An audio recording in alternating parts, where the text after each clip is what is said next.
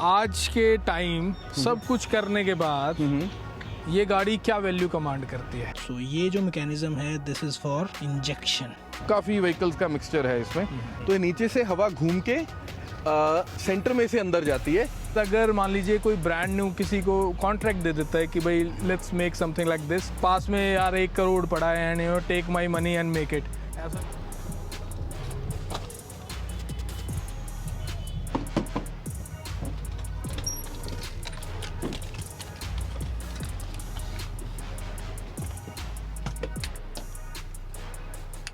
Hello everyone, तो आज हम एक ऐसी गाड़ी के अंदर इस टाइम पे खड़े हुए हैं जो कि यू नो कह सकते हो कि बहुत ज़्यादा हार्ड वर्क के साथ में बनाई गई है। और यू नो एक बेसिक ओवरव्यू इसका भी करेंगे, then we will talk to the owner जिन्होंने इसके अंदर सालों मेहनत करके इसको रेडी किया है। और आज ये गाड़ी लगभग मतलब तैयार है।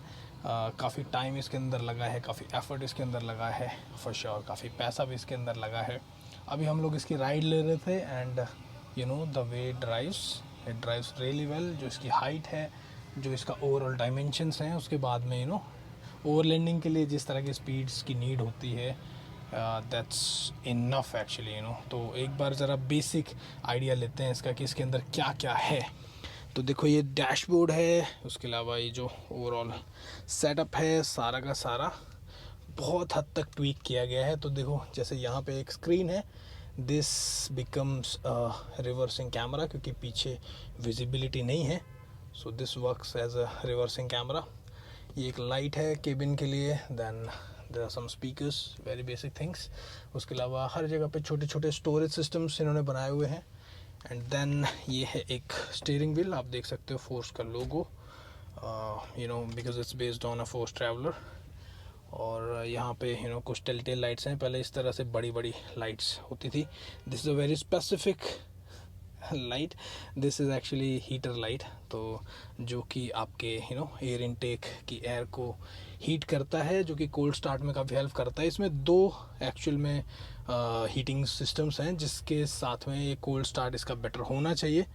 अभी तक एक्चुअली ये टेस्ट नहीं हुई है, सो ये इस विंटर में पता लगेगा कि एक्चुअली गाड़ी किस लेवल तक स्टार्ट हो पाएगी। बट इसके जो क्रेडेंशियल्स हैं आई रियली फील कि शायद ये टक्कर देगी जितना डीजल गाड़ी दे सकती है। तो ये एक 5 स्पीड गियर बॉक्स है इसके अंदर। उसके अलावा दिस इज़ 4x4 लेवर, तो ये अभी 2 हाई में है, पीछे धकेलेंगे 4 हाई, देन इधर ले जाके ऊपर करेंगे तो 4 लो में चली जाएगी गाड़ी।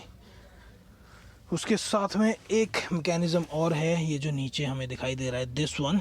सो ये जो मैकेनिज़्म है this is for injection. So this is actually a very different thing, ये आप लोगों ने देखी नहीं होगी। This is meant for injecting petrol और ethanol to start the vehicle extreme cold में। तो इसमें 2 लेवल की हीटिंग है, जो कि एक है जो आप गाड़ी जब ऑन करते हो उस टाइम पे ये हीटर की लाइट ऑन होती है, एंड दूसरा ये वाला सिस्टम है। तो आई रियली होप कि ये कोल्ड वेदर में काफ़ी अच्छा परफॉर्म कर पाएगी। ये जो सीट्स हैं, मतलब लगभग गाड़ी सारी की सारी कस्टम है, तो जो सीट्स हैं ये सीट्स सफारी स्टॉर्म की सीट्स हैं और काफ़ी कंफर्टेबल सीट्स हैं। उसके अलावा अब हम चलते हैं पीछे। अरे हाँ, एक चीज़ हम भूल ही गए, this is the lever for rear differential lock. तो ये गाड़ी फुली कैपेबल है। तो मैं मानता हूँ कि जो गाड़ियाँ ओवरलैंडिंग के लिए तैयार की जाती हैं वो 4x4 हो तो ही बेटर है, और वो भी एक डिफरेंशियल लॉक के साथ, तो बात ही क्या है। ये देखो कितना सॉर्टेड मामला है, एवरीथिंग इज़ मैकेनिकल। उसके बाद में ये एक फ्रिज है, फ्रिज के जो डिटेल्स हैं वो अभी शेयर करेंगे। This is from blue star. तो इसका आइडिया ये गाड़ी कितनी फुली इक्विप्ड है इससे पता लग सकता है कि BFG KM2 mud terrain tyres, उसके साथ में रशियन सैंड लैडर्स, जिनसे कि आप इवन यू नो इस गाड़ी का वेट बहुत ज़्यादा है, still you can make a path. अगर मान लो गड्ढा है एक तरफ और आपको उसको क्रॉस करना है, तो ये एक्चुअली एक तो ग्रिप तो देंगे ही देंगे, you will get a path जिसको जिसके ऊपर से आप टायर्स निकाल के you can cross the ditch. Windows वगैरह हैं एंड ऊपर चारों तरफ हाई माउंटेड लाइटिंग है जिससे कि इसकी डायमेंशंस का पता लगता रहे। और चारों तरफ वर्क लाइट्स लगी हुई हैं इसके अंदर। उसके अलावा सस्पेंशन को बहुत मेहनत करके इस हाइट के हिसाब से ट्यून किया गया है, जिससे कम से कम इसके अंदर जिससे कम से कम बॉडी रोल रहे। अब हम कुछ क्वेश्चंस करेंगे जयदीप भाई से, जिन्होंने इस गाड़ी में सालों लगाए हैं। एंड कुछ ऐसे क्वेश्चंस हैं जिससे कि आपको बेसिक आइडिया लगेगा कि ये गाड़ी क्यों बनाई गई है, कितना एफर्ट इसके अंदर लगा है इसको बनाने के लिए, एंड किस तरह से यू कैन चूज़ कि किस बेस पे, किस व्हीकल पे इस तरह के प्रोजेक्ट किए जा सकते हैं। तो हेलो जयदीप भाई। हेलो। अभी कुछ क्वेश्चंस हैं मेरे related to this. I gave a basic idea कि ये क्या व्हीकल है, ठीक है। और किस लिए बनाया गया है। Everybody knows it's an overlander, but ये जो चैसी है, हाँ, पहले तो ये बताइए व्हाट इज़ दिस चैसी। ये एक्चुअली ऐसा है, ये बड़ा अजीब कॉम्बिनेशन है इस गाड़ी में। तो इसकी जो चैसी है, देखने में अगर आप देखोगे तो ये टेम्पो ट्रैवलर टाइप लगती है।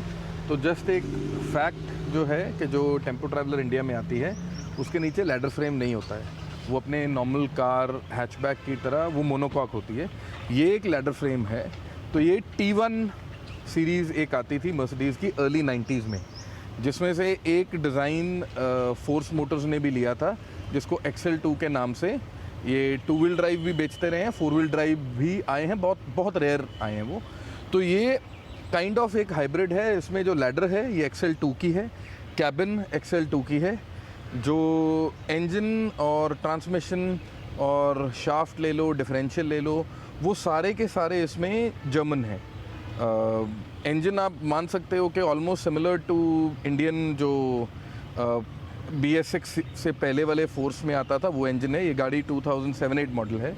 तो वो इंजन एक आप कह लो इंडियन मैचिंग में है। जो इसका ट्रांसमिशन और डिफरेंशियल्स हैं वो कम्प्लीटली जर्मन है। एक ZF बोल के कंपनी आती थी। आज भी जितनी मर्सिडीज़ की गाड़ियाँ आ रही हैं 90% उनमें जो ट्रांसमिशन है वो ZF की ही आएगी। तो इसमें वही कंपनी का ट्रांसमिशन, उसी ब्रांड के डिफरेंशियल लॉकर सब ZF का है। तो एक मिक्सचर टाइप बना था। एंड एक आर्मी के लिए इन्होंने एक व्हीकल डेवलप करने की कोशिश की थी एज अ रेस्क्यू एम्बुलेंस। तो ये SPV कैटेगरी में आती थी, स्पेशल पर्पस व्हीकल। हल्के वेट में, ये ट्रक वेट नहीं है, उससे हल्का है। आगे डिटेल हम शेयर करेंगे तो यूल गेट टू नो। ये ट्रक वेट में नहीं है, ये उससे हल्के वेट में एक रेस्क्यू व्हीकल था। 4x4 की कैपेसिटी भी हो और इतना बड़ा और उतना भारी ना हो कि रेस्क्यू व्हीकल ही खुद फंसे। तो ये मतलब इसको एक व्हीकल पे पिन पॉइंट नहीं कर सकते, बट अगर आपको सिमिलर व्हीकल देखना है तो T1 series Mercedes early 90s की ये वो व्हीकल है बेसिकली। तो हाइब्रिड टाइप है अभी, मतलब काफ़ी व्हीकल्स का मिक्सचर है इसमें। Actually this is an overlander, right? बिल्कुल। Overlander should be capable, right? बिल्कुल बिल्कुल। तो इसके अंदर क्या क्या मैकेनिज्म्स हैं जिससे कि ये काफ़ी सेफ व्हीकल है फॉर एन ओवरलैंडर? एक ओवरलैंडर को हर एक क्लाइमेट, हर एक वेदर में स्टार्ट होना है। सबसे पहले 4x4 है, डिफरेंशियल लॉकर है, उस पर हम बाद में जाएंगे। पहले तो गाड़ी में जान आनी चाहिए, स्टार्ट होनी चाहिए, चलने की कैपेसिटी रखनी चाहिए। तो उस पॉइंट ऑफ व्यू से ये बहुत कोल्ड वेदर के लिए वेल अडेप्टेड गाड़ी है। इसमें 2 एक्स्ट्रा मैकेनिज्म्स हैं जो आम आपको गाड़ियों में नहीं मिलेंगे। एक नॉर्मल ग्लो प्लग हीटर जो होते हैं वो सब में रहते हैं, इसमें भी है। टाइमर है, उसको एक्सटेंड किया हुआ है, दैट इज़ वो है वहाँ पे। बट इसमें जो मेन 2 एडिशनल फीचर्स हैं, एक तो है जो इसका इनटेक मैनिफोल्ड है, उसमें एक आप जैसे बल्ब के अंदर एक फिलामेंट देखते हो ना, तो वैसा एक फिलामेंट रहता है जिसको हम जब स्टार्ट करते हैं तो वो करीबन 12 से 15 सेकंड के लिए वो ग्लो करता है। तो वो जब ग्लो करता है उसके बाद आप बीप बंद होने के बाद जब सेल्फ मारते हो तो वो इनलेट की जो हवा है, इनलेट में उस समय जो हवा प्रेजेंट है उसको गर्म कर देता है। तो लेट्स से आप -10, 15, 20 डिग्री में हो तो वो जो हवा का टेम्परेचर वो जो नेगेटिव में होगा वो उसको सूटेबल फॉर कंबस्शन ऑलरेडी गर्म कर देता है। डीजल इंजन हमें मालूम है कि तभी स्टार्ट नहीं होते हैं बिकॉज वो इतने ठंडे होते हैं कि वो जो इनलेट में हवा है वो ऑलरेडी नेगेटिव में होती है, तो कंबस्शन इम्पॉसिबल हो जाती है। तो ये एक तो वो मैकेनिज्म है। सेकंड, इसमें है एक पंप बेस्ड इंजेक्शन अवेलेबल है जिसमें आप किसी भी तरह का कोल्ड स्टार्ट फ्लूइड, या इनको पहले एल्यूमिनियम के कोल्ड स्टार्ट कैप्सूल सप्लाई होते थे, तो उसमें वो कैप्सूल डाला जाता है, उसको पियर्स करके मैनुअली पंप करके आप मैनिफोल्ड में, इनलेट मैनिफोल्ड में आप फेंक देते हो। तो बेसिकली अगर आप देखो तो 2 ही चीज़ें चाहिए होती हैं कंबस्शन के लिए, आग लगने के लिए। एक हवा सही टेम्परेचर पे और एक फ्यूल। तो इसमें हवा के लिए हीटर है, फ्यूल के लिए आपको एक एडिशनल फ्यूल या कोल्ड स्टार्टर फ्लूइड को अंदर डालने की प्रोविज़न है, जिसमें कि जिसका बाईपास अगर आप कह लो देसी तरीका जो है, हम इसमें थोड़ा सा पेट्रोल भी डाल सकते हैं। That will help it start, just to get it start. Diesel engine का ये एक बार स्टार्ट हो गया तो दिक्कत नहीं आएगी, अनटिल अनलेस आपके कोई रिटर्न पाइप फ्रोजन है या कुछ वैसा है। तो पहला कैपेबिलिटी का तो वो है कि ये ठंडे में स्टार्ट हो जाएगी।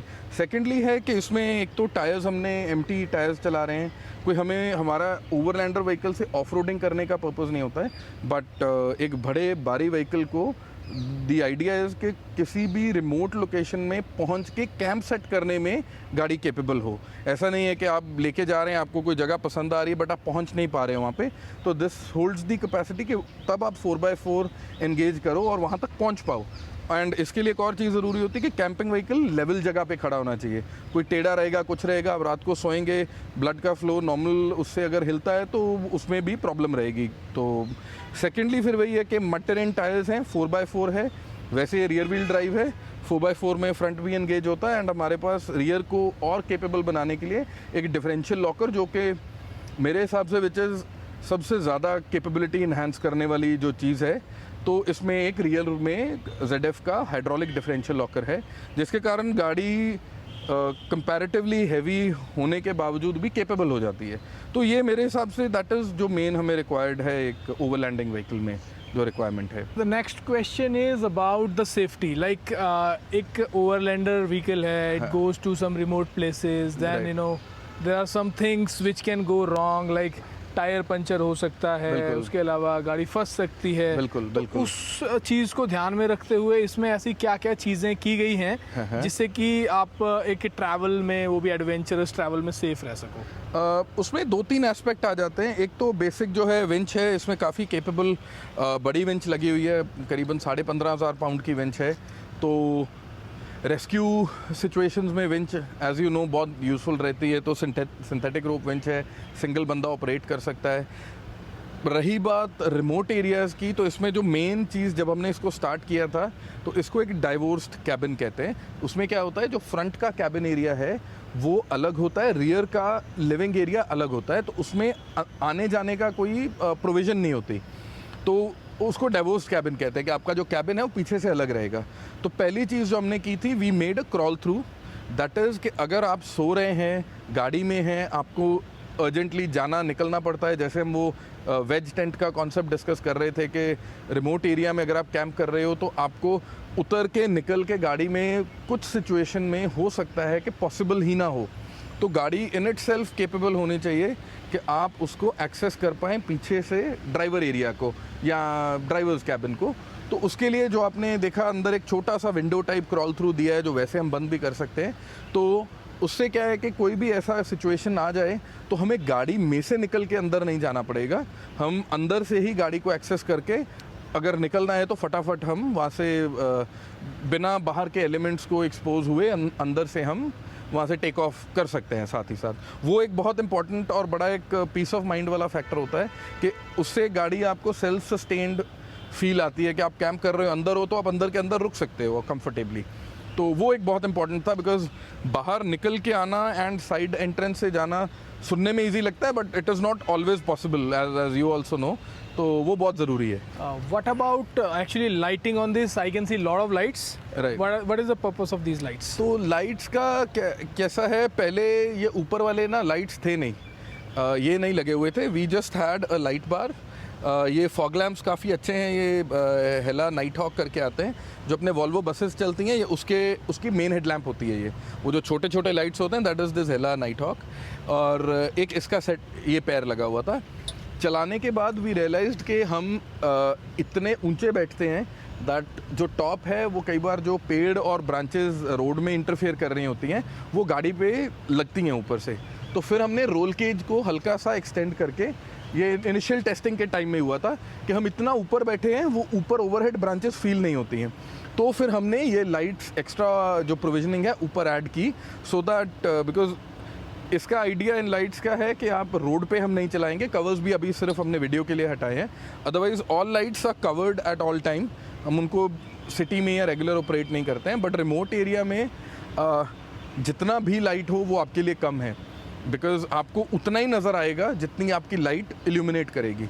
तो फ्रंट की लाइट्स का तो सिर्फ ये पर्पस था, वो 2 साइड वाली हल्की सी बार को एंगल्ड हैं, 2 सामने हैं, एंड उनको ऊपर के लिए ही सेट किया, they are not suppose to fall on the road. तो ये साइड की इल्यूमिनेशन के लिए है। साइड में मैं आपको दिखाता हूँ, जो आपको ये मल्टीपल कलर की जो लाइट्स नज़र आ रही हैं, येलो और रेड्स, ये बेसिकली हमने साइड की, इनको मार्कर लाइट्स कहते हैं। जितनी भी मार्कर लाइट्स हैं ये बेसिकली क्रॉस कंट्री ट्रैवल के लिए कुछ स्टैंडर्ड यूरोपियन नॉर्म्स हैं जो चलते हैं। तो इसमें वी हैव ट्राइड कि हम उन नॉर्म्स को फॉलो करें, ताकि कल को अगर हम आउटसाइड इंडिया ट्रैवल करते हैं, जो कि हमारा इवेंचुअल प्लान है गाड़ी के साथ, वो ऑलरेडी गाड़ी हमारी कंप्लायंट हो। तो उसमें आपको जितने भी ये लाइट्स हैं, इसमें से half the lights always on होते हैं, जो रेड वाले हैं वो मार्कर हैं, बिकॉज अच्छा लंबा और एक ऊंचा व्हीकल है, तो ऑलवेज नज़र आना चाहिए कि व्हीकल कहाँ तक है। आप देखेंगे फर्दर एजेस पे है बाहर से बाहर, ताकि व्हीकल का एक आप डायमेंशन का अंदाज़ा हो जाए कि व्हीकल कितना बड़ा है। सेम फ्रंट में भी ऊपर, जिनको हमर लाइट्स बोल देते हैं, वो टॉप पे हैं, ताकि सामने से आने वाले व्हीकल को आपकी हाइट का अंदाज़ा रहे। एंड जो बाकी ऑरेंज लाइट्स हैं, ये सारे इंडिकेटर्स हैं। सेम पीछे वाली साइड में भी जो मार्कर लाइट्स हैं, ये सारी स्पेशली उसी तरीके से बनी हुई हैं कि हम उसके फर्दर मोस्ट जो एजेस हैं गाड़ी के, वो मार्क हो जाएं, और इंडिकेटर हाइट पे और नीचे लोअर साइड ताकि गाड़ियों को नज़र आए, हायर साइड ताकि बड़े व्हीकल्स को नज़र आए, तो वो दूसरे ड्राइवर्स को रोड पे जजमेंट में इजी रहता है। बाकी जो आप लाइट्स वो ऊपर देख रहे हो, ये हमारी कैंपिंग लाइट्स हैं। ये गाड़ी के तीनों साइड हैं, फ्रंट में तो बड़े लाइट्स हैं ही हैं। तो जब हम कैंप सेट करते हैं तो आसपास किचन के लिए, काम करने के लिए या बैठने के लिए, इल्यूमिनेशन के लिए पीछे हमने वो 2 दिए हुए हैं, एंड साइड में ये बाहर को एंगल्ड 2 और एक वो सामने। तो इस तरीके से हम गाड़ी को 360 लाइट अप कर सकते हैं आसपास के एरिए को, ताकि हमें कोई और टॉर्च लाइट या कुछ लटकाने का लाइट की ज़रूरत ना पड़े, बिकॉज उसमें बहुत बड़े बैटरीज़ हैं और ये छोटे एलईडीज़ में कोई ज़्यादा पावर लॉस है नहीं, और वैसे भी इसमें सोलर है, तो ऑटोमेटिकली गाड़ी चार्ज होती रहती है, तो उसमें कोई दिक्कत आएगी नहीं। हाँ, वैसे nothing matches fix lights actually. बिल्कुल आप वो उठा के लाइटें इधर उधर लगाओगे, that will never help you. बिल्कुल बिल्कुल, जो हार्ड वायर्ड लाइटिंग का वो कन्वीनियंस है, इसमें आपको बहुत एक घर वाला फील आता है। एक बार लाइट ऑन हो जाती है और वो इतनी हाइट पे है कि वो नॉर्मल आपके हिलने जुलने में भी इंटरफेरेंस नहीं होती है। You can never forget this lights, नहीं तो लगी हुई है। बिल्कुल बिल्कुल बिल्कुल, हाँ, you can't forget them at home, ये तो साथ ही जाएंगी, तो वो बहुत इंपॉर्टेंट है इसमें। Next thing is we see a different type of snorkel. बिल्कुल, we have seen this in some tractors as well. बिल्कुल ऐसा होता है। Why this one, not the standard one we see on other cars? इसमें actually क्या है, ये कोई बहुत हाई स्पीड व्हीकल नहीं है, तो हाईवे पे जो इसकी टॉप स्पीड है 120-130 से ज़्यादा नहीं है, क्रूजिंग स्पीड 95 से 110 के बीच में है। तो इसको बेसिकली एक प्री फिल्टर कहते हैं। एज यू सेड, ये ट्रैक्टर्स में आती है इंडिया में, बट इंटरनेशनली आप इसको बहुत सारे ओवरलैंडिंग व्हीकल्स में भी देखेंगे, स्पेशली डस्टी एरियाज़ में बहुत पॉपुलर है ये। तो इसमें क्या है, एक सेंट्रीफ्यूगल अगर देखेंगे तो इसका इंटेक नीचे से है, तो ये नीचे से हवा घूम के सेंटर में से अंदर जाती है, तो वो एक प्री क्लीनर का काम करता है। तो जो हवा है जब सेंट्रीफ्यूगली घूम के इनलेट में जाएगी, तो डस्ट जो होता है साइड में सेटल हो जाता है। तो उसमें क्या है, ये आपके एयर फिल्टर को चोक होने से पहले आप डस्ट वहाँ इकट्ठा कर लेते हो, तो उसमें क्या है कि ये फ़िल्टर की लाइफ बढ़ाता है, और जो हमें ज़्यादा फ्रीक्वेंटली फ़िल्टर साफ़ करने पड़ते हैं उसमें थोड़ा ईजी रहता है, बिकॉज़ ये बड़े इंजन है, बड़ा टर्बो है। अदरवाइज टर्बो का वैक्यूम इतना होता है कि वो एयर क्लीनर में मिट्टी को फंसा भी देता है और उसमें से खींच भी लेता है काफ़ी। तो उस चीज़ को अवॉइड करने के लिए ये जो डिज़ाइन है, ये एग्जैक्टली सेम मर्सिडीज़ का जो यूनिमॉग आता है या जो T1 के कैंपर्स आते हैं, ये एग्जैक्टली सेम है, बट हमने ये यहाँ फैब्रिकेट किया था इसको, उसी से सेम डिज़ाइन कॉपी किया आप बोल सकते हैं। तो इसको थोड़ा सा सिंप्लीफाई करेंगे तो व्हाट हैपन्स जब ये हवा को घुमा के अंदर लेके जाता है, तो the heavier particles go outside. बिल्कुल, वो बाहर रहते हैं, ग्लास से टच करते हैं, then they settle down outside only. तो मतलब ऐसा नहीं है कि एक भी पार्टिकल नहीं जाएगा, बट इट रिड्यूसेस इट। बिल्कुल बिल्कुल, कम हो जाता है, कम हो जाता है। तो जो विजिबल डेब्री होती है वो रुक जाती है बाहर, ये इसको साफ करो तो इसमें से मिट्टी निकलती नहीं। या because it's not a performance vehicle, तो जितना लंबा टाइम फिल्टर क्लीनिंग के बीच में आ जाए, दैट्स अ गुड बिल्कुल आइडिया। बिल्कुल बिल्कुल। Now we will talk about amenities in the vehicle. हाँ, वो what sort of amenities are there कि भाई बंदा अगर ट्रैवल पे जाता है तो वो कितना इजीली इसके अंदर क्या क्या फैसिलिटीज हैं और वो कितना इजीली सर्वाइव कर सकता है वहाँ पे। हाँ, वो अंदर आके मैं आपको एक यहाँ से दिखाता हूँ। मैं सबसे पहले तो इसमें जो ये है, ये हमारा वॉशरूम है। इसमें बेसिकली शावर की प्रोविज़न है और केमिकल टॉयलेट है। तो ये बेसिकली हमारा जो एक कह लो कि घर के बाथरूम को रेप्लिकेट करने की कोशिश की है। ड्राई टॉयलेट है, ये बेसिकली बच्चों के लिए एंड लेडीज़ के लिए हम इसको यूज़ करते हैं। बाकी शावर इंडोर करने के लिए भी ऑलवेज अवेलेबल है। इसके नीचे एक सील्ड स्टील का हमने ट्रे बनाया था, उसको सील करके उसमें नॉर्मल घर वाला टाइल फिट किया, सो दैट वो एक घर वाला फील और ज़्यादा व्हीकल ना फील हो अंदर से। बाकी इसमें क्लोथ्स वगैरह हैंग करने की प्रोविज़न है। एक वेंटिलेशन के लिए छोटा एग्जॉस्ट फैन है इसमें। एंड अदर देन दैट इसमें ऑलमोस्ट जो कुछ आपको एक घर में मिलेगा बेसिक वी हैव, वो सारा इसमें हमने कवर करने की कोशिश की है। We see a fridge. हाँ, इसमें फ्रिज है, ये टॉप लोडिंग वाला फ्रिज है इसमें, विच इज़ लाइक 110 लीटर का फ्रिज है। तो इसमें हमने चेस्ट फ्रीज़र यूज़ इसलिए किया है, एक तो ये इन्वर्टर टेक्नोलॉजी पे है, तो इसमें वंस कूल्ड डाउन ये बहुत ज़्यादा एडिशनल करंट नहीं लेते हैं, एक नॉर्मल घर वाले CFL के लोड में चल जाता है ये। तो हमारे पास 550 वॉट का वो प्रोविज़न है, तो कोई इतनी उसमें दिक्कत नहीं है। तो उसके अलावा हमारे पास अंदर इसमें वेंटिलेशन है, फैंस हैं, किचन है। I will show you the entire thing. हम एक साइड से इसको स्टार्ट करते हैं। तो अगर आप इस साइड आओ तो ये हमारा क्रॉल थ्रू है। आगे आपको ड्राइवर का कैबिन नज़र आ रहा है, तो ये क्रॉल थ्रू का दरवाज़ा है। इससे क्रॉल थ्रू बंद हो गया।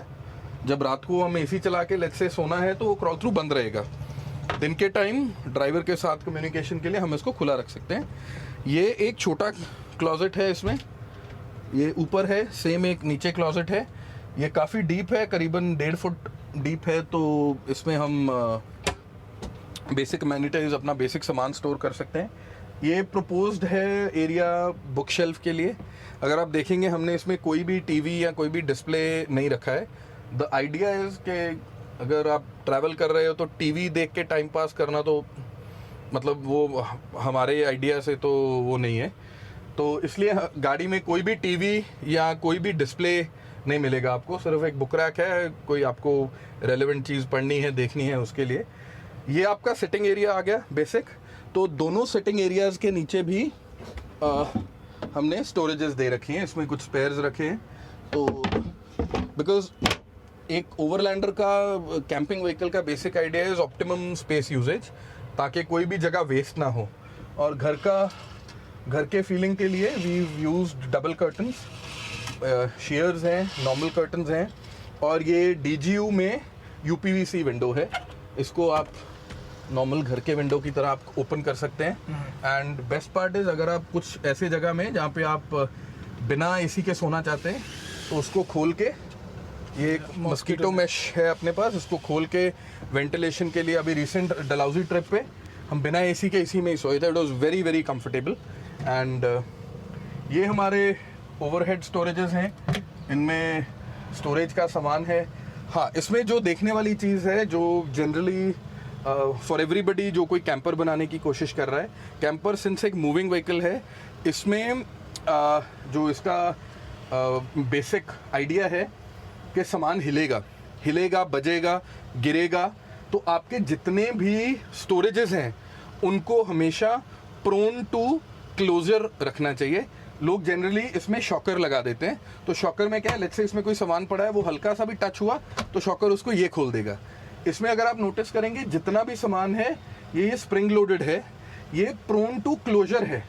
इसको ओपन नहीं है, प्रोन टू ओपन नहीं, प्रोन टू क्लोज है ये। मतलब ये जितना भी सामान है, कुछ भी होगा तो ये लग के दोबारा बंद होना चाहेगा, ना कि लग के खुलना चाहेगा। वो बहुत इंपॉर्टेंट है चीज़। सेकेंडली, हर एक में ये छोटे लाइट्स हैं जो कि ट्रिगर ऑपरेटेड है, अंदर को चल जाता है, बाहर को आ जाता है। ये एक्चुअली गिर ही गया, इसको लगा देते हैं। तो ये सिंपल पिन से यहाँ पे सेल के साथ लाइट लग जाता है, ठीक है। तो जब ये खुला होगा तो वो ऑन रहेगा, ऐसे बंद होगा तो लाइट साथ में बंद हो जाती है। इसमें एक छोटा सेल लगता है, AAA से भी छोटा वो है। फिर ये टेबल है, दिस इज रिमूवेबल। इसमें हमारे ऊपर जो है 2-3 लोग भी सो सकते हैं पीछे वाले बेड में। ये एक स्टैंडर्ड क्वीन साइज बेड है, तो इसका विड्थ क्लोज टू 5.5 फुट के आसपास है। तो 2 लोग 3 लोग इन स्लीपिंग बैग्स बड़े कंफर्टेबली इसमें सो सकते हैं। तीसरे के लिए यहाँ पे व्हाट वी डू इज, ये टेबल जो है नीचे आ जाता है और वो जो बैकरेस्ट है वो पीछे गिर जाती है।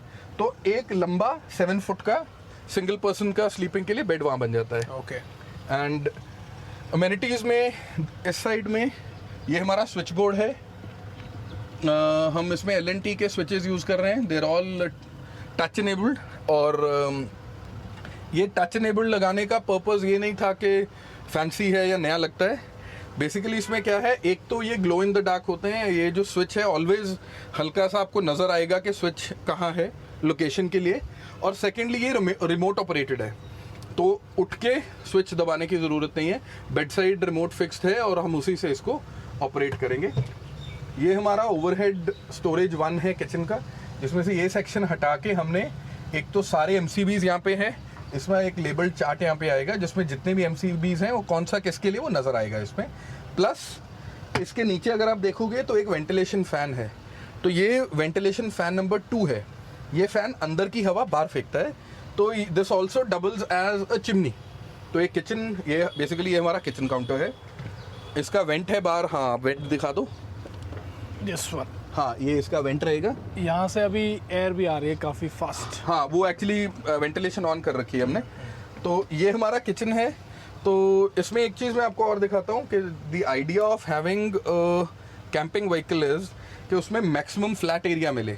तो अगर आप आसपास देखोगे तो आपके पीछे ये भी एक टेबल टॉप है, ये भी एक टेबल टॉप है, ये एक टेबल टॉप है और ये एक एक्सटेंडेबल टेबल टॉप बन गया। तो आपको वर्किंग एरिया सामान रखने की प्रोविजन जो है ज़्यादा मिल जाती है।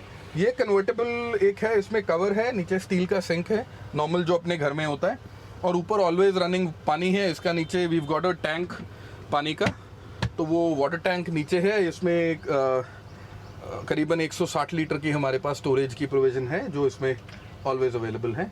ये स्टोरेज नंबर 2 है, दूसरा ओवरहेड स्टोरेज है ये। और यहाँ पे अगर आप दिखाएंगे तो ये एक हमारे पास पावर प्लग भी है यहाँ पे। AC ports. हाँ, AC पोर्ट्स है। पूरे कैबिन में DC करंट नहीं है, पूरे कैबिन में AC है, तो अप्लायंसेस सीधे चलते हैं और ये 1200 वॉट तक सप्लाई दे देता है। तो जो नॉर्मल केटल है वो इसमें आराम से चलता है। डायरेक्ट USB है, कन्वर्ट अपने यूनिवर्सल चार्जर्स हैं। ये हमारे छोटे वो हैं ड्रॉर्स। हाँ, ड्रॉर में भी अगर आप नोटिस करेंगे तो the drawers are prone to closure.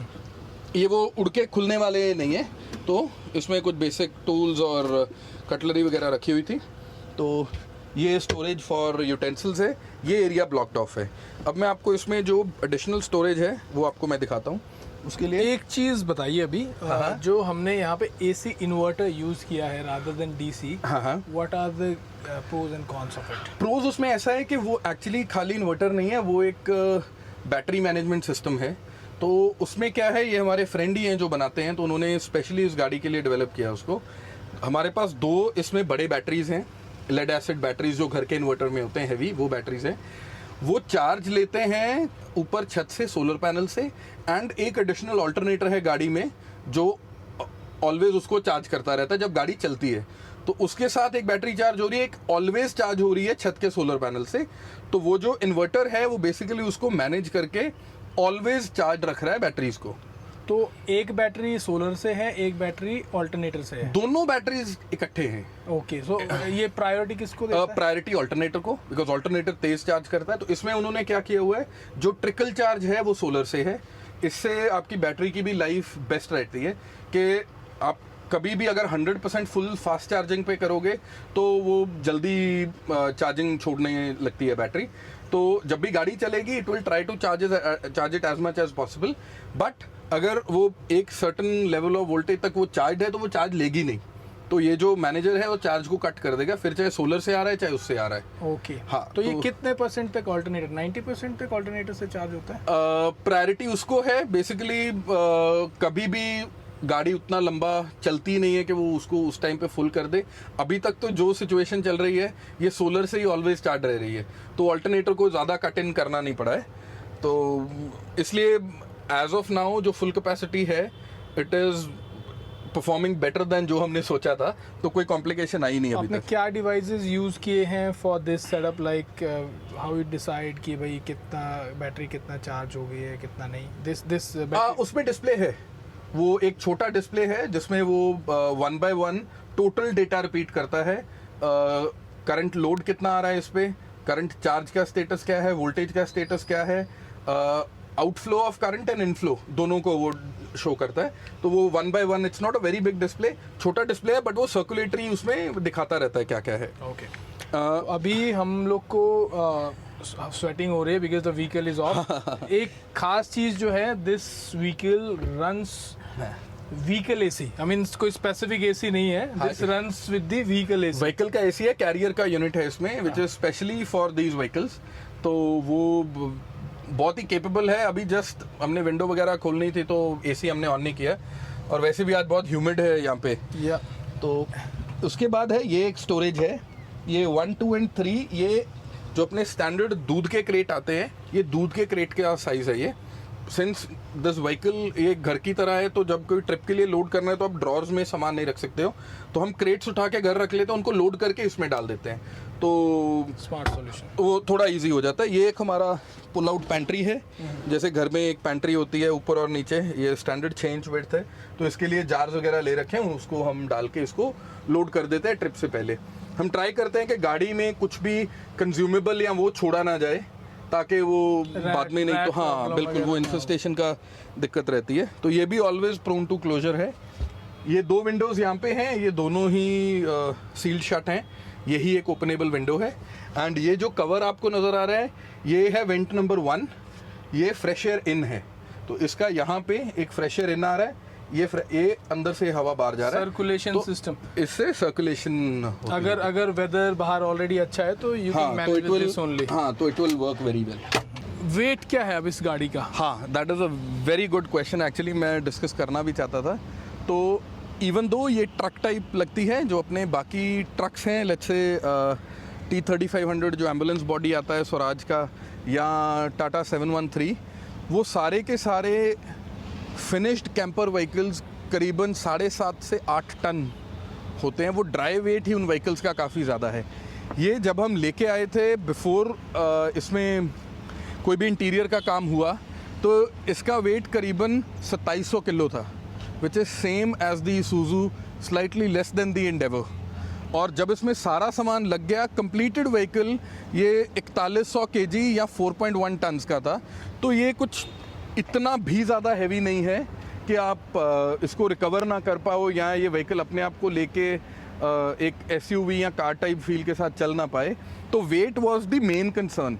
2 चीज़ें होती हैं, एक वेट, और एक उसी वेट में एक इतना मैनेजेबल व्हीकल बन जाए जिसमें आप अंदर खड़े हो पाओ, वो बहुत ज़रूरी है। बिकॉज इसका जो फ्रेम है वो नीचा है, द टायर्स जो हैं 17 इंच के टायर्स हैं। टाटा एंड स्वराज में जो टायर्स हैं वो 20 इंच के टायर्स होंगे, तो उसमें 12.0 या 1220 जिसको बोलते हैं, उसमें 1220 का रिम है, तो वो टायर ही इतना बड़ा होगा। तो टायर और शैसी ऊंचा होने के कारण आपका प्लेटफॉर्म जो है वो ऊंचा होता है, and then the resultant height जो व्हीकल की है वो आपकी 11 फुट 11.5 फुट टच करेगी। ये हमने 10.25 फीट में ख़त्म किया है, which is the best height internationally, जो सब शिप्स फेरीज पे एक्सेप्टेड है कि आपको वो पैसेज जो है थ्रू मिलता है वहाँ पे। उससे आप ज़्यादा जाएंगे तो आपको इंटरनेशनल ट्रैवल में कैंपर हाइट ट्रबल करेगी, वो बहुत इंपॉर्टेंट है उसमें। इसमें ऊपर भी है ये जो जाली है, बहुत थिक जाली है ये, इसका हमने एक डेक बनाया हुआ है। ओके तो वो जो डेक है उसमें अगर कभी रूफटॉप कैंपिंग या टेंट लगाने का मन करे तो that is enough space for a tent for 2 people. और लेफ्ट में हमारे सोलर का कितना पावर है टोटल इसका? ये सोलर है 365 वॉट्स के 2 पैनल्स हैं ये। तो इनमें भी हमने गैस स्ट्रट्स लगा के जो अपने इस हेमिस्फेयर में चलता है 30 डिग्री का इंक्लाइन, वो ये 30 डिग्री पे सेट है। अगर आप कहीं व्हीकल पार्क कर रहे हैं तो हम इनको खोल के चार्जिंग के लिए छोड़ सकते हैं, अदरवाइज ये फ्लैट भी काफ़ी ठीक ठाक सेकेंड हाफ में, जिससे चार्जिंग अच्छी रहे। बिल्कुल बिल्कुल बिल्कुल बिल्कुल। तो और ये टायर्स चूज करने का कोई स्पेसिफिक रीजन? KM2s एक तो हमारे पास ऑलरेडी पड़े हुए थे ये रूबिकॉन में आते हैं स्टॉक, तो ये हमारे ग्रुप में ही रूबिकॉन से उतरे हुए थे। तो बट सेकेंडली अगर ये ना भी पड़े होते तो we would still have wanted the same tyres. एक तो it is not a very fast vehicle, तो इसमें MT केपेबल इनफ है, ड्राई वेट ब्रेकिंग एक्सेलरेशन सब केसेस में ये मोर देन इनफ है ये टायर। और गाड़ी की कैपेसिटी को एनहांस करने के लिए और जो मेन चीज़ है लोड लेने के लिए, ये टायर 50 पाउंड 55 पाउंड पे फुल लोड लेता है, इसको हम 50 पाउंड पे चलाते हैं। कोई दूसरा टायर होगा तो ये गाड़ी में इतने वेट के साथ मुश्किल से वो 20-1,000 चल पाएगा। ये टायर्स ऑलरेडी आपको थोड़े वॉर्न आउट लगेंगे, बट ये करीबन 12-13 हज़ार चल चुके हैं, तो इस पर टायर लाइफ भी ठीक आ रही है और उसकी जो कैपेसिटी और साइड वॉल स्ट्रेंथ है वो बहुत मैटर करती है। तो आई डोंट थिंक BFG और MT से ऊपर कोई इस टाइम अपने यहाँ पे ऑप्शन अवेलेबल थी। अभी इसका KM2 का लोड रेटिंग कितना है? KM2 का लोड रेटिंग पर tyre if I am not wrong करीबन 1400 kg होगा। अभी हम चेक भी कर लेते हैं। 1100 kg, तो 1100 ये करीबन 4.5 टन लेती है लगभग। It is running at full pressure, full capacity. एंड ये जो टायर्स हैं these can go up to 80 PSI और मोर देन दैट? ये 65 तक ले लेते हैं। ओके, बट इसमें 50 to 55 is a healthy pressure to run, उतने से ज़्यादा तो नहीं। आप लोग आगे और पीछे अलग अलग प्रेशर रखते हैं because the weight ratio is different? Normally तो रखना चाहिए, बट कैलकुलेशन के लिए हमेशा इजी रहता है कि हम इसमें फ्लैट 50 चलाते हैं, क्योंकि ऑलरेडी पीछे लोड है, बाउंस तो ये करता नहीं है व्हीकल। तो फ्रंट रियर में अगर थोड़ा ओवरलोडेड भी या ओवर प्रेशर भी रहेगा तो प्रॉब्लम नहीं है, बिकॉज इसमें क्या है वेट ज़्यादा होने के कारण नहीं तो एजेस बहुत जल्दी टायर के जाते हैं। ओके, तो इसलिए हम इसको स्टैंडर्ड फ्लैट 50 प्रेशर पे ही रखते हैं चारों उसको। अब एक चीज़ और ये लोगों के लिए नई होगी फॉर श्योर, ये जो सिस्टम है this is the mirror system, right? हाँ जी, हाँ जी। तो ये इसको क्या बोला जाता है और इसका पर्पस समझाइए। ये इसमें ना 2 मिरर्स हैं, अगर आप इसको देखेंगे हम साइंस में भी पढ़ते हैं, ये कॉन्वेक्स मिरर्स हैं। तो जो कॉन्वेक्स मिरर होता है उसका जितनी कन्वेक्सिटी उसकी ज़्यादा होगी उतना विड्थ ज़्यादा कवर करेगा। ये दोनों मिरर्स सिर्फ और सिर्फ ड्राइवर के जजमेंट के लिए हैं। जो ऊंचा व्हीकल होता है, सिंस आप ये देखेंगे इसका एक्सल यहाँ है, गाड़ी इधर तक है, तो जो ये एरिया है ये एक ब्लाइंड स्पॉट बन जाता है। सेम फॉर द फ्रंट, आप इतने ऊंचे हैं, आपका एक फ्रंट का यहाँ से लेके वहाँ तक जो आपका लाइन ऑफ विजन है उसमें एक ब्लाइंड स्पॉट क्रिएट होता है। तो जो कन्वेक्स मिरर है ये इस तरह सेट है, ये टाटा का एक अल्ट्रा ट्रक आता है, हमने उससे लिया हुआ है ये। तो इसमें आपको जो ये पोर्शन है ड्राइवर को बहुत क्लियर नज़र आएगा। दैट इज़ जो ब्लाइंड स्पॉट है जो अदरवाइज आप सिटी की ट्रैफिक में जज नहीं कर पाओगे। बड़ा व्हीकल है, you might end up hitting somebody, और हैवी व्हीकल की एक अगर टच भी होता है तो उसका नुकसान ज़्यादा होता है। सेम फॉर दिस साइड, ये जो है ये उस कॉर्नर से लेके यहाँ तक आपको एरिया दिखाता है। अपने एंडेवर में, फॉर्च्यूनर में अगर आपने देखा होगा एक वो फेंडर पे मिरर रहता है ना, तो वो जो फेंडर पे मिरर होता है उसका एग्जैक्टली यही काम होता है कि वो जो फ्रंट लेफ्ट जो आपके ड्राइवर को नज़र नहीं आ रहा है उसको विजिबल करने के लिए वो पोर्शन को उसमें नज़र आता है। तो ये एक्चुअली अगर आप सही इसको यूज़ करें तो these are very very useful. Even side जो मिरर्स हैं ये भी 2 पीस है। जो टॉप है ये नॉर्मल है, आप नोटिस करेंगे जब गाड़ी लिफ्ट हो जाती है तो नीचे दिखना बंद हो जाता है, तो इसमें नीचे वाला पोर्शन कन्वेक्स है। तो ड्राइवर को जजमेंट के लिए हमेशा अपने रियर टायर्स नज़र आने चाहिए, लाइन के लिए और हाइट के लिए। तो ये जो नीचे वाला मिरर है इसका सोल पर्पस सिर्फ आपको पीछे के टायर्स और गाड़ी की टेल दिखाना है, तो उतना पोर्शन ही इसमें सिर्फ। तभी आप पोजीशनिंग भी कर पाओगे, maybe you are on the edge of a cliff और समथिंग। बिल्कुल बिल्कुल बिल्कुल।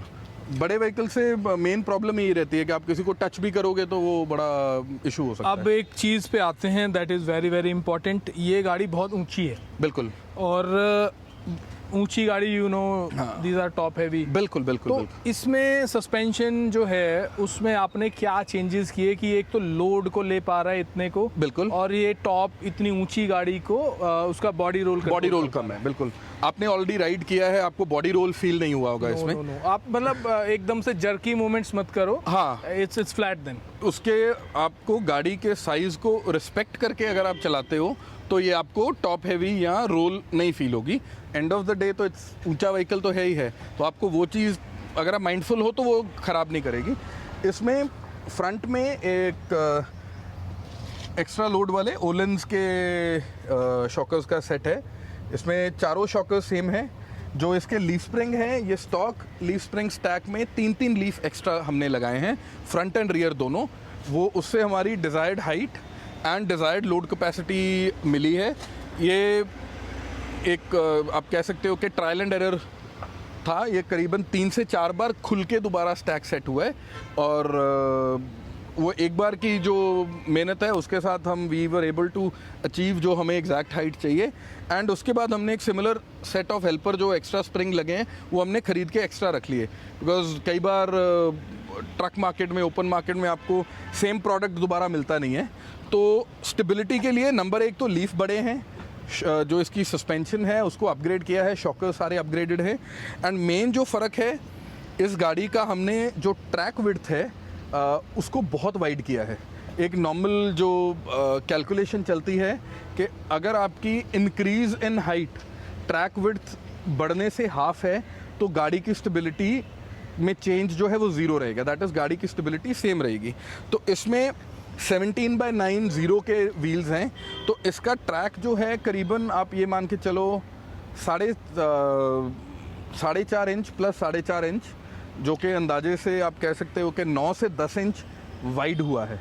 तो वो जो विड्थ में, ट्रैक विड्थ में इंक्रीज़ हुआ है, उससे जो स्टेबिलिटी है इट हैज़ स्टेड काफ़ी सिमिलर ही रही है। रादर हमने इस गाड़ी को एक्चुअल हाइट से नीचे किया है। जो आप एसी का यूनिट देख रहे हो वो पहले छत पे था, ओके। उसको हमने रिलोकेट करके फ्रंट कैबिन के ऊपर किया ताकि जो फाइनल हाइट है एक वो नीचे आ जाए एंड गाड़ी टॉप हैवी कम रहे। ऑल्सो जितनी मेजर स्टोरेज है, जैसे मैं आपको पीछे दिखाता हूँ, जो पानी का टैंक है आप अगर वो देखेंगे तो जितना हैवी सामान है वो सब नीचे है। तो उसके साथ जो सेंटर ऑफ ग्रेविटी है उसको हम लोवेस्ट पॉसिबल पॉइंट पे लेके आ सकते हैं। बाकी आप ये भी देख सकते हो जितनी ट्यूब्स हैं डिफरेंशियल की, वो सारी यू ब्रैकेट्स के साथ स्ट्रेंथन की हुई हैं। तो बॉडी रोल या हाईवे पे इनसिक्योरिटी वाला अभी तक कभी फील नहीं हुआ। प्लस इसमें सेम जैसे हम स्टीयरिंग डैम्पर डिस्कस कर रहे थे, इसमें स्टीयरिंग डैम्पर भी अपग्रेडेड है, स्टॉक से काफ़ी हैवी स्टीयरिंग डैम्पर चल रहा है, तो उसमें भी कभी कोई ऐसी चीज़ जो हम मिस कर रहे हैं। एक चीज़ मैं कहना चाहूँगा, एक्चुअली जो ये गाड़ी बनाई गई है, ये बहुत स्मार्टली बनाई गई है। मेरा जैसा डिस्कशन अभी हुआ है इनसे, so what they did is, first thing is existing जो चीज़ें थी, एग्जिस्टिंग जो प्लेटफॉर्म था वो चूज़ किया गया जिससे कि वैल्यू फॉर मनी रहे ये प्रोजेक्ट। उसके साथ में ग्लोबल स्टैंडर्ड्स को फॉलो किया गया कि कंटेनर जब शिप करते हैं तो उसका साइज़ गाड़ी का ऐसा रखा जाए जिसकी हाइट और लेंथ इतनी रहे कि ये कंटेनर में आ जाए, या फिर किसी फेरी पे चढ़ानी हो। तो इसके बारे में भी एक बार ज़रा पूछते हैं यदि भाई, ये जो रिसर्च थी बिल्कुल global, this was a global I mean sort of research, जिससे कि कल को आप इसको मान लो एक यू कैन से एक टूर पे लेके जाते हो, बिल्कुल वर्ल्ड टूर पे लेके जाते हो मान लो, बिल्कुल। तो एक स्टैंडर्डाइजेशन प्रोसेस फॉलो की गई है। वो बताइए, मतलब कैसे, हाउ यू डिसाइडेड ऑन कि कहाँ पे क्या होता है, कैसे होता है उसमें एक्चुअली जो आरवीज जिसको आप बोलते हैं, या 4x4 कैंपिंग जो है, ये अमेरिका में बहुत ज़्यादा नहीं है। अमेरिका में ज़्यादा पॉपुलर है ट्रेलर जो आप पीछे टो करते हैं। सेल्फ ड्रिवन या इंटीग्रेटेड कैंपर जिसको बोलते हैं 4x4, ये ज़्यादा एक यूरोपियन ट्रेंड या यूरोपियन कल्चर है। तो उसके रिलेटेड काफ़ी फोरम्स हैं जिसपे बाहर लोग हेल्प करने में बहुत खुश होते हैं। एक तो वहाँ से काफ़ी नॉलेज हमने इकट्ठी की, एंड हेन्स की काफ़ी अच्छी बुक्स हैं जिसमें बड़ा एक वैलिडेटेड तरीके से सारे रिक्वायरमेंट्स दिए जाते हैं। तो ये ओपन टॉप जो आपके कंटेनर्स आते हैं या ड्राइव इन ट्रांसपोर्ट आती है कि आप गाड़ी चल के शिप में चली जाए, ये दोनों में एलिजिबल है। जनरली कैरावान्स और कैंपर्स में टेम्परिंग को बचाने के लिए ओपन टॉप जो जिसको एडिशनल हाइट ट्रेलर कंटेनर्स बोलते हैं उसमें जाती है ये।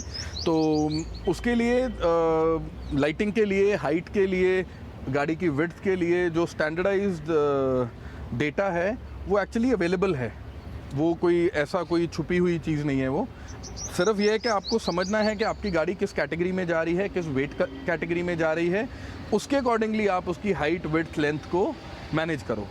काफ़ी प्रोविजनिंग होती है। कुछ जगह में आप अगर एडिशनल थोड़ा बढ़ा भी देते हैं तो वो टायर्स को डिफ्लेट करके भी मैनेज कर देते हैं। काफ़ी तरीके हैं उसको बाईपास करने के, बट बेस्ट ऑलवेज होता है कि आसपास रहा जाए। हाँ, उसके अंदर अगर आप रुकेंगे तो थोड़ा बहुत कॉम्प्रोमाइज़ हो जाएगा। अभी हमारी जितनी हाइट है उसके अकॉर्डिंगली ये परफेक्ट है। अगर कोई हमसे 2 इंच भी हाइट में कोई 6 फुट प्लस या 6 आएगा तो हल्का सा सर टच होता है अंदर, बट देन अगेन वो अपने लिए बना है तो हमने वी मैनेज टू उसको वहीं पे उसको ये 5 फीट 10 के लिए बनाया गया है। 5'11" तक ये बिल्कुल कंफर्टेबल है। हल्का सा उसके बाद हल्का सा सर टच होता है, बट वही है कि वो ऑलवेज खड़े होने के लिए थोड़ी अनकंफर्टेबल रहेगी, बट अपने नॉर्मल इंडियन हाइट के लिए up to 6 feet it is comfortable. कोई ओके, अब थोड़े से कुछ ऐसी चीज़ें जिससे कि लोगों को ये आइडिया मिल पाए कि how difficult these projects are, कितना टाइम लगता है, कितना पैसा लगता है इन चीज़ों में। इसमें टाइम एफर्ट जो है वो एक्चुअली सबसे पहले है। पैसा तो बहुत लोग हैं जो स्पेंड कर सकते हैं, ऐसा आई विल नेवर से कि बहुत सबसे महंगा कैंपर है इंडिया का, ऐसा कुछ भी नहीं है। बट जो एफर्ट लगता है इसमें, जो रिसर्च है, आपका होमवर्क ज़्यादा है। आपने जो चीज़ 2 साल पहले पढ़ी है वो हो सकता है कि उसकी अब ज़रूरत पड़े। तो इसको रिसर्च इसकी जो है I would say me and my brother हम बहुत काफ़ी देर से ये चीज़ प्लान कर रहे थे, बट वो एक आइडियल प्लेटफॉर्म नहीं था जिसपे हम कर सके। ट्रक वी वर क्लियर कि हम ट्रक पे नहीं करना चाहते हैं क्योंकि ट्रक हमारे वेट कैटेगरी से ऊपर जा रहा था। एंड ट्रक पे प्रॉब्लम क्या है, अगर वो 8 टन का व्हीकल है उसको रिकवर करने के लिए भी कुछ 7-8 टन का चाहिए होगा। उसको आप एक जीप या जो गाड़ियाँ हमारे साथ ट्रैवल करती हैं उसके साथ आप रिकवर नहीं कर सकते हो। और ट्रक्स वैसी जगह में भी अपने वेट के साथ फंस सकते हैं जहाँ पे मे बी एक रेगुलर 4x4 बड़े आराम से निकल जाए, तो वो करना नहीं था। तो इसकी रिसर्च आप बोल के चलो, मान के चलो 4-4.5 साल की तो रिसर्च है। उसके बाद हमें जो व्हीकल जब ये मिला तो उसके बहुत जल्दी बाद लॉकडाउन स्टार्ट हो गया।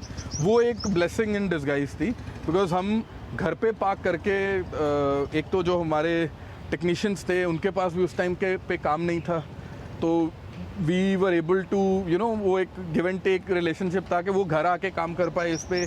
सेम विद मेटल फैब्रिकेशन, हमने सब घर पे सेटअप करके वेल्डिंग सेट वगैरह सब घर पे लाके इसका शेल जो है बेयर शेल वो हमने घर पे रेडी करवा लिया था ऑलमोस्ट। एंड वो करने में आप मान के चलो इसको, ये गाड़ी को फ्रॉम स्क्रैच लेके पहले इसको हमने टेस्ट किया है। करीबन 1.5 साल हमने इसको चलाया है बिना इंटीरियर्स के।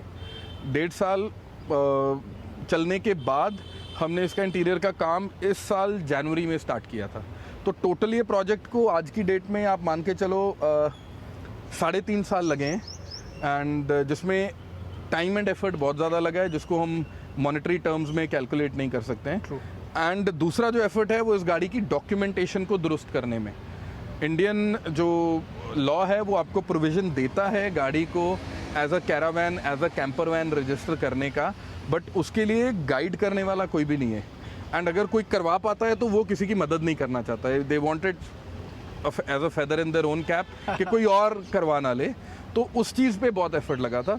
तो लकीली अब ये गाड़ी is registered legally as a caravan camper van which can seat 5 people. आज के टाइम सब कुछ करने के बाद ये गाड़ी क्या वैल्यू कमांड करती है? इसमें अगर आप इस तरह मान के चलो कि वही बात है, टाइम एंड एफर्ट हम एवेलुएट नहीं कर पाएंगे तो उसको हम छोड़ देते हैं।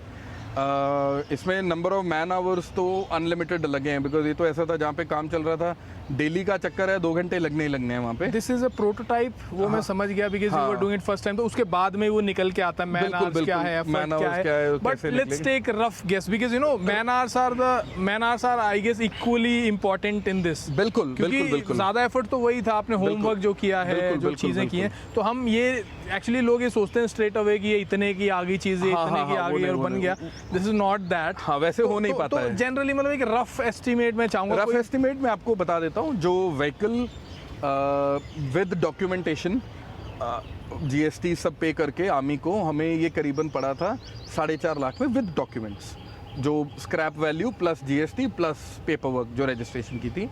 उसके बाद इस व्हीकल पे जो खर्चा हुआ है आज की डेट तक, अब बता रहे हैं तो घर वाले भी बोलेंगे, बट जो इसमें लगा है करीबन 18 लाख वीव इन्वेस्टेड इस गाड़ी में। जस्ट पार्ट्स एंड जो कैलकुलेटेड लेबर है, जैसे मेटल वर्क की गई है, कारपेंटर की गई है, इंटीरियर्स की, वो सब की खर्चा जो है इसके राउंड अबाउट है, but that has happened over a period of 2.5-3 years। तो ये प्रोजेक्ट कॉस्ट आप एक्सक्लूडिंग बाकी जो एफर्ट्स हैं इसके आसपास। एंड एक जो चीज़ है जो हम समझ नहीं रहे हैं अभी, व्हाट हैपेंस इज, ये गाड़ी आर्मी ऑक्शन से ली गई है। If you'll buy something like this new, क्या ऑप्शंस हैं? न्यू में 4x4 प्लेटफॉर्म्स एक्चुअली अपने है ही कुछ नहीं। अगर आप उसको उस तरीके लेके तो चलो, ट्रक्स पे ही जाना पड़ेगा। ट्रक्स में ही जाना पड़ेगा। तो मेरे ख्याल जो हमारी टोटल प्रोजेक्ट कॉस्ट है वो आपकी बेयर व्हीकल की कॉस्ट होगी। कोई बंदा ट्रक वाइट प्लेट्स पे खरीद सकता है? 4x4 trucks? 4x4 actually as such तो ट्रक ही अवेलेबल नहीं है। वाइट प्लेट्स पे खरीदना आई डोंट थिंक, सी उसमें प्रोविज़न तो है, बट उसमें क्या है कि आपको अपने MVI या मोटर व्हीकल इंस्पेक्टर को वो गाड़ी कंप्लीट करके इंस्पेक्ट करा के एज अ कैंपर दिखानी होगी, और फिर वो आपको RC इशू करेंगे। Not main stream. वो गैम्बल उसमें है कि आप एक 20 लाख की गाड़ी लेके उस पर 20 लाख लगा रहे हो, and then you are at the mercy of your MVI कि वो करते हैं या नहीं करते हैं। तो वो एक बड़ा रिस्की वो हो जाता है, क्योंकि जब तक गाड़ी कैंपर बनी नहीं है, आपका MVI भी उसको कैंपर बना नहीं सकता है। अगर वो कैंपर बन गई है और वो ना बनाना चाहें तो आप उसमें फंस सकते हैं बहुत अच्छे से। मीन्स इतना इजी नहीं है। अगर मान लीजिए आप एक आर्मी ऑक्शन की गाड़ी ढूंढ पा रहे हो तो you save lot of money straight away, right? बिल्कुल। देन उसके बाद तो लगना ही लगना है। देखो हाँ। अभी this is his own project, खुद बनाया है अपने लिए, देन ओनली इतना स्पेंडिंग इसके ऊपर हुआ है। व्हाट आई फील इज, अगर मान लीजिए कोई ब्रांड न्यू किसी को कॉन्ट्रैक्ट दे देता है कि भाई let's make something like this, I really feel कि कम से कम 70 लाख का प्रोजेक्ट होगा ये बड़े आराम से। यूरोप में जनरली आपका जो कैरावान या कैंपर होता है वो आपके घर को रिप्लेस करता है। जो बाहर का कॉस्ट है, एक सिमिलर T1 प्लेटफॉर्म गाड़ी अगर आप लेके चलें 4x4, तो आज की डेट में करीबन आप मान के चलो कि वो 2-1 लाख यूरो से नीचे नहीं है इससे। एंड ओवरलैंडिंग में क्या है, लोग मॉडर्न व्हीकल से थोड़े पुराने व्हीकल्स को ज़्यादा पसंद करते हैं। उसके 2 कारण हैं। एक तो मैकेनिकल व्हीकल को खुद रिपेयर करना आसान है, सेंसर्स कम है, क्लाइमेटिक चेंजेस 50 तरह के होते हैं, तो आपको उसको कोप करना इजी होता है। सेकेंडली क्या है, कार नेट या कारने जो दे के हम गाड़ी को एक मिनिमम गारंटी भर के अपनी कंट्री से दूसरी कंट्री लेके जाते हैं, उसमें आपको गाड़ी की वैल्यू के प्रोपोर्शनल एक सिक्योरिटी डिपॉजिट देना पड़ता है। तो जो गाड़ी आज की डेट में आप मान के चलो 400, 500, 600, 6 लाख डॉलर्स की गाड़ी है, जो उसके लिए आपको जो डिपॉजिट है वो बहुत भारी डिपॉजिट देना पड़ेगा।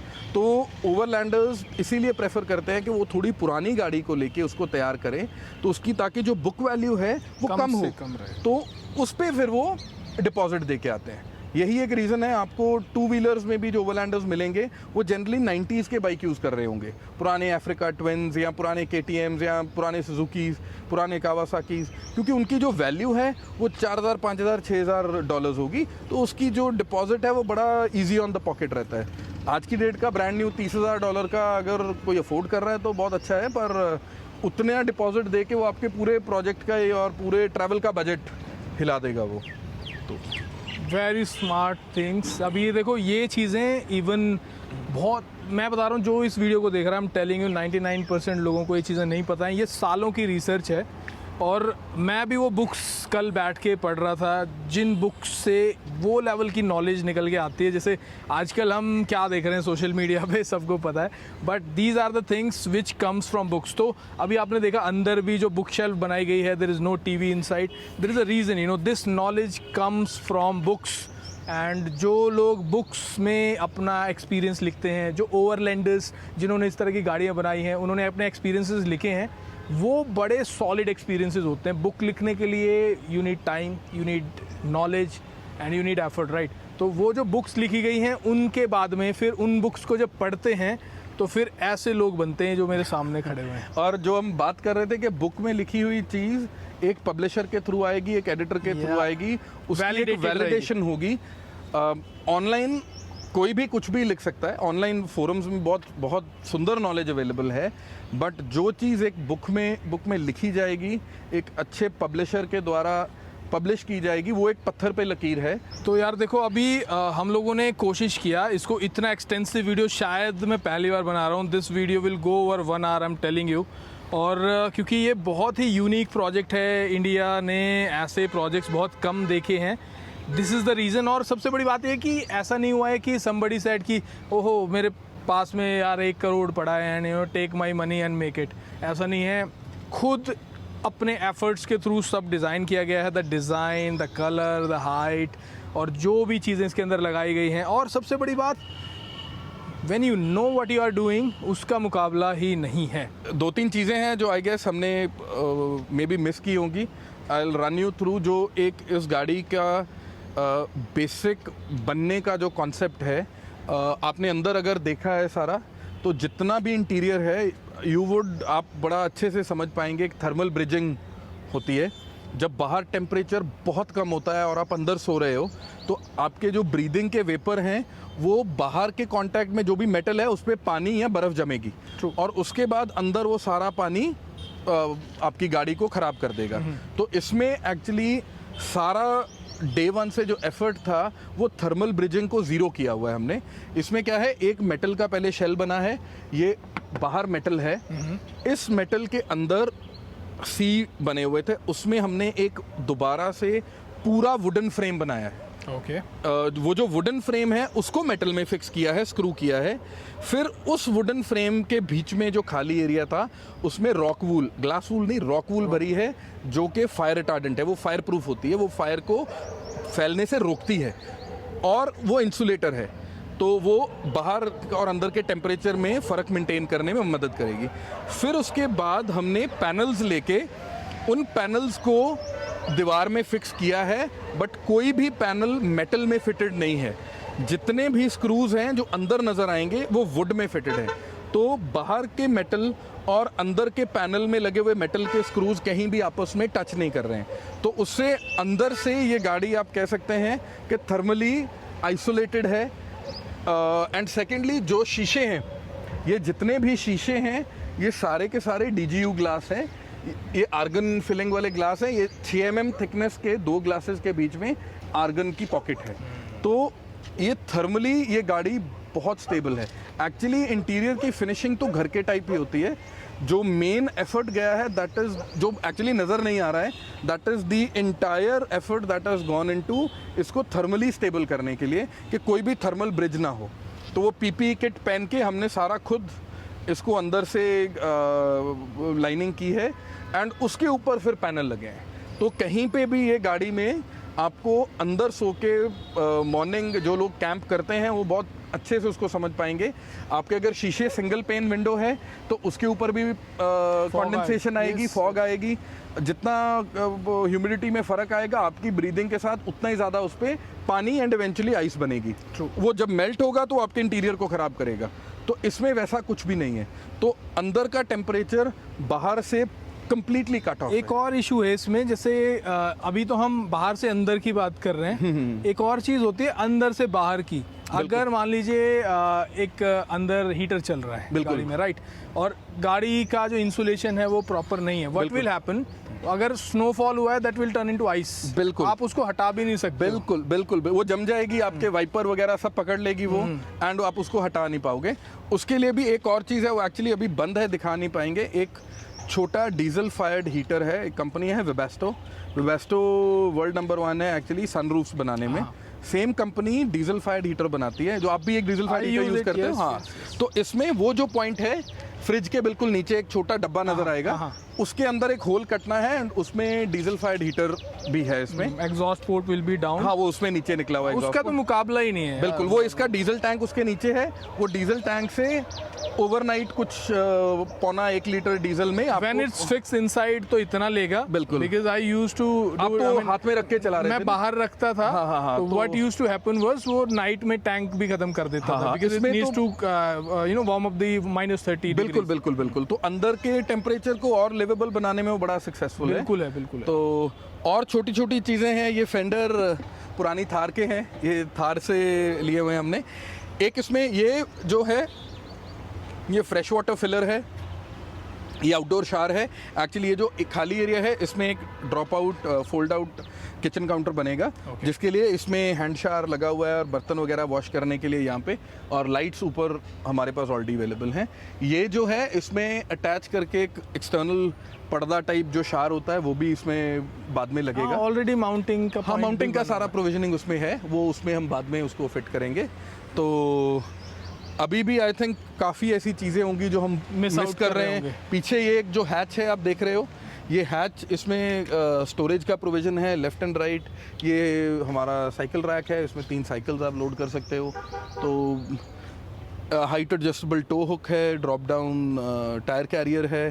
तो आई थिंक फिर भी इसमें जितनी छोटी छोटी चीज़ें लगी हैं, बहुत सारी मिस हो गई होंगी, बट स्टिल एक बेसिक ओवरव्यू तो आ ही गया है। और हम लोगों ने कोशिश भी करी है कि जितना ज़्यादा उसको डिटेल्ड कर सकते थे किया है। और कुछ क्वेश्चंस ऐसे जो मैं ज़बरदस्ती उनके आंसर लेने की कोशिश कर रहा था, क्योंकि होता है कि मतलब एक ऐसी चीज़ इसके बारे में सोचा नहीं गया है, but somehow I was pushing कि भाई किस तरह से क्या है, कैसे क्या प्राइसिंग इसकी आई होगी। तो वेरी स्मार्टली बिल्ड सॉल्यूशन। अब आप देख रहे हो ऐसी ऐसी चीज़ें जो कि जनरली इंसान सोचता नहीं है, ऐसी ऐसी चीज़ों का भी इसमें ध्यान रखा गया है।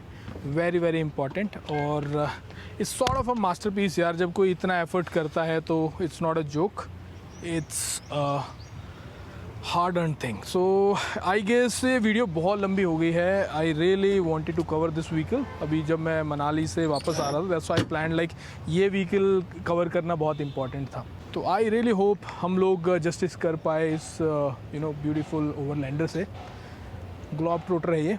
और इस वीडियो में अब हम फुल स्टॉप लगाते हैं। I guess you got a really good idea about it. और अब मिलते हैं नेक्स्ट वीडियो में। Keep watching this video. Bye bye.